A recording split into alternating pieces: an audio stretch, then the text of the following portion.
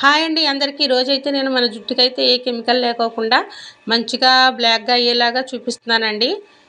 ఇలా నేనైతే కొంచెం కాటన్ తీసుకున్నానండి. కొంచెం కాటన్ తీసుకొని 3 అయితే మట్టి దీపాలు తీసుకున్నానండి. ఇలా మట్టి దీపాల్లో నేను ఇలా కొంచెం ఆముద నూనె వేసుకొని ఇలా కాటన్‌లో ఆవాలు వేసుకొని దాంట్లో పెట్టుకున్నానండి. ఇలా వెలిగించుకున్నానండి.